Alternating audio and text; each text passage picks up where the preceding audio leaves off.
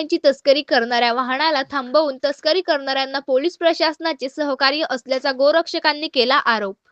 मुंबई-आग्रा महामार्गावरील पिंपळगाव बसवंत येथे 40 गायींची अवैध वाहतूक करणारा एक आयसर टेम्पो गोरक्षकांनी पकडला आहे। आज सकाळच्या सुमारास जंगम पेट्रोल पंपाजवळ ही कारवाई करण्यात आली। या घटनेच्या निषेधार्थ करण्यात आलेल्या रास्ता रोको आंदोलनामुळे महामार्गावरील वाहतूक पूर्णपणे ठप्प झाली असून वाहनांच्या लांब रांगा लागल्या आहेत।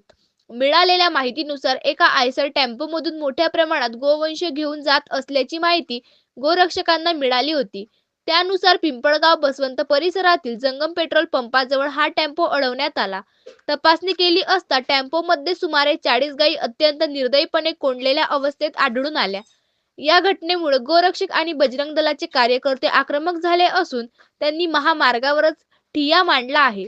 गेल्या 2-3 तासांपासून सुरू असलेल्या या आंदोलनामुळे नाशिक-धुळे महामार्गावरील वाहतूक विस्कळीत झाली असल्याने हजारो वाहने रस्त्यावर अडकून पडल्याने प्रवाशांचे प्रचंड हाल होत आहे।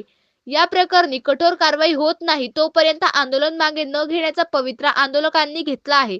पोलीस प्रशासन घटनास्थळी दाखल झाले असून वाहतूक सुरळीत करण्याचे प्रयत्न सुरू आहे। प्रतिनिधी सुरेश गांगुर्डे, पिंपळगाव बसवंत।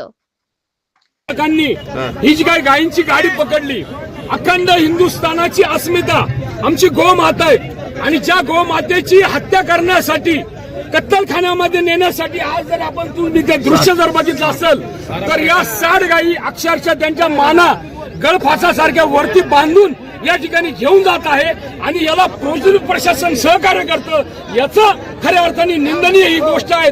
हे बजरंग दल असेल, धर्मजागरण समिती असेल आणि असंख्य हिंदू असेल, हा या गोष्टीचा या ठिकाणी प्राणी फाउंडेशन या गोष्टीचा आम्ही निषेध करतो आणि जोपर्यंत SP साहेब या ठिकाणी येत नाही तोपर्यंत आम्ही हा रास्ता रोको बंद करणार नाही।